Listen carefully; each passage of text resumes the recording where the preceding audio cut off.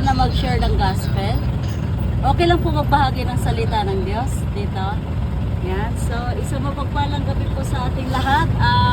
Ako nga po pala si Sis Ron at ako po ay magbabahagi lang po ng libreng salita ng Diyos.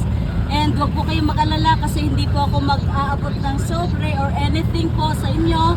Hindi rin po ako manghihingi sa inyo na kahit naman pong bagay, lalong-lalo na po ng pera. So, nais ko lang po ibahagi sa inyo ang salita ng Diyos kasi kailangan po natin tumapakinggan. Kasi sabi po sa Mateo chapter 4 verse 4, sabi ng ating Panginoong Jesus na hindi lamang sa tinapay na bubuhay ang tao, kundi sa bawat salitang nagmumula sa bibig ng Diyos. So para mabuhay tayo, hindi lang po pampisikal na pagkain ang kailangan ng ating katawan. Para mabuhay tayo, kailangan din po natin ang salita ng Diyos. Alam niyo po kung bakit?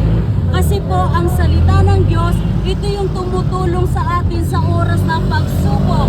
Ito yung nagbibigay sa atin ng kalakasan. Ito yung nagpoprotekta sa atin sa oras ng temptation or mga tukso. Pagka nawalan tayo ng pag-asa, nandyan ang salita ng Diyos na magbibigay sa atin ng pag-asa. Alam ko po, ang ilan po sa atin dito is galing sa trabaho, pagod po tayo. Pero ang hinihiling ko lang po ay ang inyong mga tenga at puso na papakinggan po naman natin ng maayos at mabuti ang salita ng Panginoon. God bless po. Yan.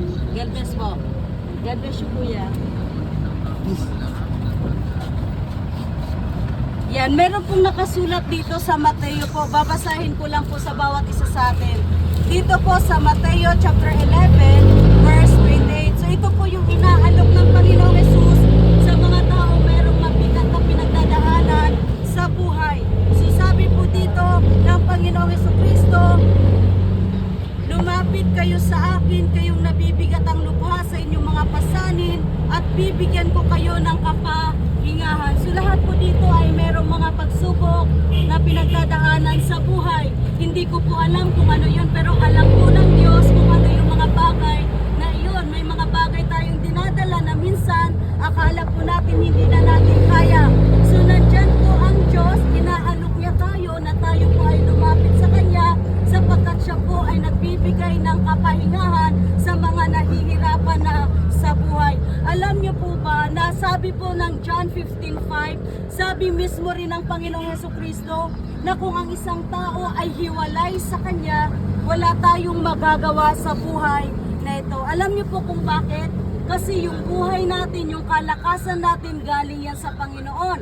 Kaya po tayo nakakapagtrabaho, kaya tayo nakakapagnegosyo, kaya tayo nakakapag-aral, kasi dahil yun sa buhay at lakas na ipinagkakaloob sa atin ng Panginoon. At dapat po nating malaman na yung buhay natin ay hiram lang natin sa Panginoon. Kaya nga po, sa Mangangaral chapter 12 verse 1, sabi ng Biblia, alalahanin mo ang Diyos na lumikha sa iyo sa panahon ng iyong kabataan, sa panahon na malakas pa tayo, sa panahon na humihinga pa tayo, sa panahon na nakakapagtrabaho pa tayo, nakakalakad, nakakarinig, nakakakita, dapat inaalala na po natin ang Diyos sa buhay natin. Alam niyo po, mawala na ang lahat, wag lang ang Diyos na pinagmumula ng buhay, lakas at kaligtasan. At alam niyo po ba kung sino yung pinakakawawang tao na nabubuhay sa mundong ito?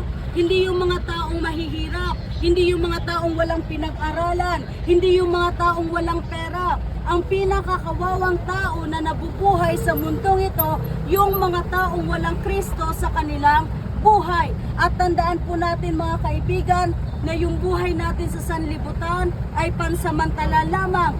Lahat ng bagay na nakikita ng ating mga mata, nakakain natin, nahahawakan natin, lahat yan temporary lang, kasama yung buhay natin.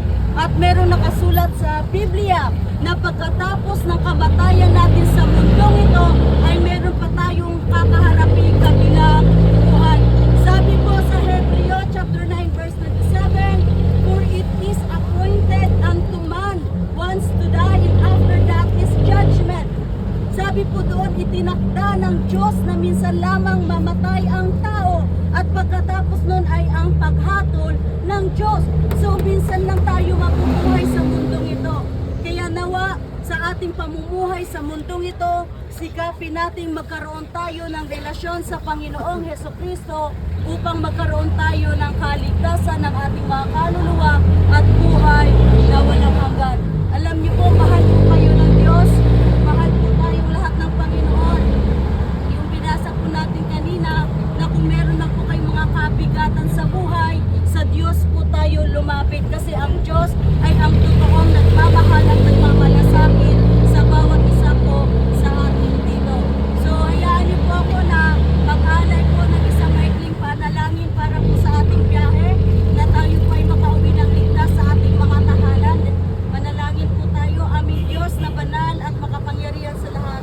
Panginoon, maraming salamat po sa buhay, sa kalakasan, sa proteksyon na ipinagkakalob mo sa amin araw-araw.